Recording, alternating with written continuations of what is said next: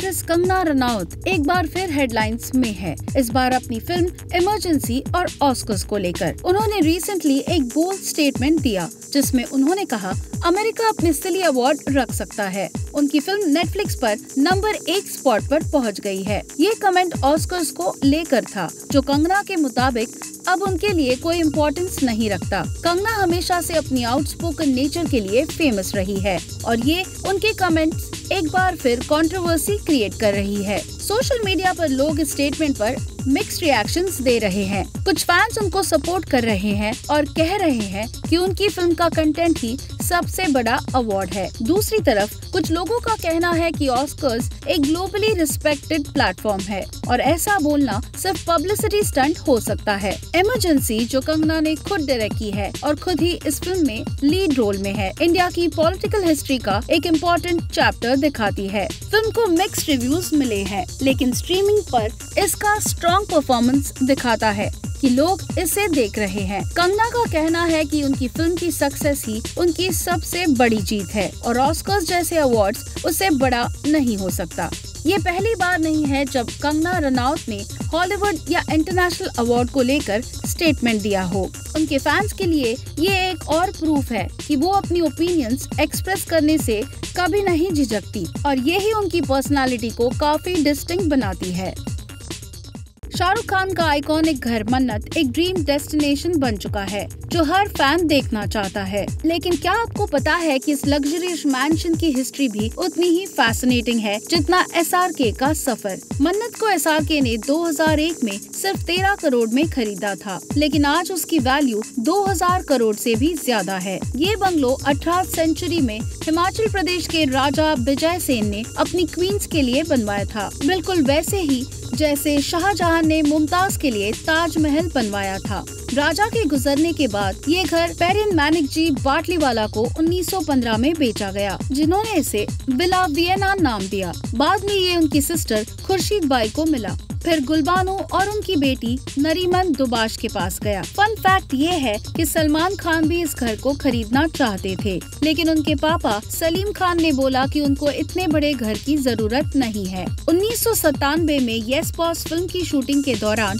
SRK ने ये घर देखा था और तब ही डिसाइड कर लिया था कि एक दिन वो इसे खरीदेंगे। आज मन्नत सिर्फ एक घर नहीं, एक सिंबल है जो हर मिडिल क्लास इंसान के सपने को रिप्रेजेंट करता है। अब SRK अपने घर को और बड़ा और लग्जरियस बनाने की प्लानिंग कर रहे हैं, जिसमें नए रिनोवेशंस भी शामिल है। फैंस को अब SRK के मन्नत के नए लुक का इंतजार है। SRK के मन्नत का इतिहास काफी पुराना है, पर इस घर से जुड़ी उनकी यादें आज भी नई हैं।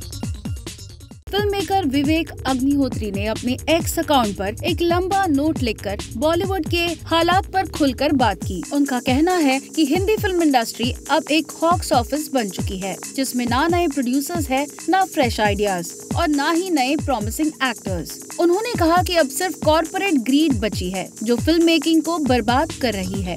अग्निहोत्री ने कहा कि इंडस्ट्री में नए स्टार्स की कमी है। विवेक का कहना था कि जो नए एक्टर्स हैं, उन्हें हिंदी बोलनी ही नहीं आती, एक्टिंग भी नहीं आती, बस इंस्टाग्राम पर बिजी रहते हैं। उन्होंने ये भी बोला कि पुराने स्टार्स या तो OTT पर चले गए हैं या उन्होंने फिल्म मेकिंग से इंटरेस्ट ही खत्म कर दिया है। आज सिर्फ पुरानी फिल्म्स का रीमेक या री रिलीज हो रही है, नए आइडियाज किसी के पास ही नहीं है। डायरेक्टर का कहना है कि अब बॉक्स ऑफिस भी एक हॉक्स ऑफिस बन गया है, जिसमें नंबर्स मैनिपुलेट किए जा सकते हैं, फ्री टिकट्स बनाई जा सकती है और कॉर्पोरेट बुकिंग्स के जरिए सफेद झूठ बोला जा सकता है। अग्निहोत्री ने लिखा कि सब अपनी बॉक्स ऑफिस नंबर्स ही चिल्ला रहे हैं, पर उनकी फिल्म्स के पास कहने को कुछ भी नहीं है। विवेक अग्निहोत्री का अगला project the Delhi files the Bengal chapter है, जो 15 अगस्त 2025 को रिलीज होगी। क्या उनका ये बॉलीवुड पर अटैक इंडस्ट्री के नए चैप्टर की शुरुआत है या सिर्फ एक कंट्रोवर्सी? फैंस और क्रिटिक्स दोनों ही इस पर अपनी अलग अलग राय दे रहे हैं।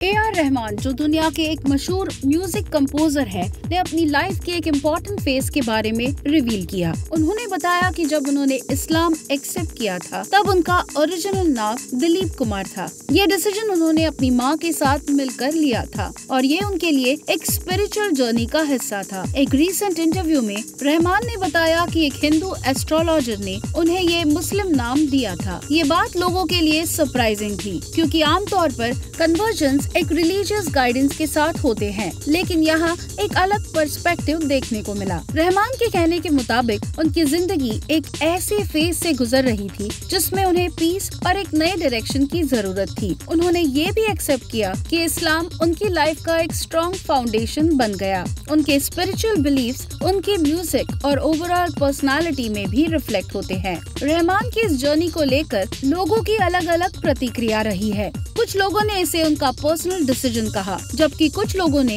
इस पर अपनी ओपिनियंस दी। लेकिन एक बात क्लियर है, रहमान का म्यूजिक और उनकी कंट्रीब्यूशन किसी भी रिलीजन या आइडेंटिटी से ऊपर है। उनका फोकस हमेशा एक अच्छा और सोलफुल म्यूजिक बनाने पर रहा है, जो दुनिया भर के लोग एंजॉय करते हैं। उनकी मुश्किल दौर से गुजरने के बाद आज वो बॉलीवुड के सबसे सक्सेसफुल सिंगर और कंपोजर है।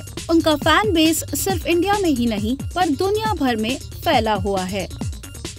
वेटरन फिल्म मेकर सुभाष घाई ने रिसेंटली एक इंटरव्यू में बॉलीवुड के स्टार क्राइसिस पर अपनी राय रखी। उन्होंने कहा कि आज के एक्टर्स अपनी क्राफ्ट से ज्यादा पैसा, ब्रांडिंग और मार्केटिंग पर ध्यान देते हैं, जिस वजह से नए सुपरस्टार्स नहीं बन रहे। उनके मुताबिक एक्टर्स का असली काम एक्टिंग है, लेकिन आजकल वो सिर्फ सोशल मीडिया प्रेजेंस और एंडोर्समेंट्स पर ज्यादा फोकस करते हैं। घाई ने बताया कि पहले सेट पर एक्टर्स को उनके कैरेक्टर के नाम से बुलाया जाता था, जिससे वो अपने रोल में पूरी तरह से ढल सके। उनके मुताबिक अनिल कपूर को लखन और जैकी श्रॉफ को राम बुलाते थे। आज एक्टर्स अपने नाम और ब्रांड बनाने में बिजी है, जो उनके एक्टिंग टैलेंट को अफेक्ट करता है। उन्होंने टैलेंट मैनेजर्स को भी इस प्रॉब्लम की एक वजह बताया। आजकल एक्टर्स स्क्रिप्ट खुद नहीं पढ़ते, उनके टैलेंट मैनेजर्स स्क्रिप्ट डिसाइड करते हैं। ये मैनेजर्स सिर्फ पैसे और ब्रांड डील्स पर फोकस करते हैं, न कि परफॉर्मेंस पर। पहले सिर्फ सेक्रेटरीज होते थे जो सिर्फ काम संभालते थे, ब्रांड बिल्डिंग नहीं।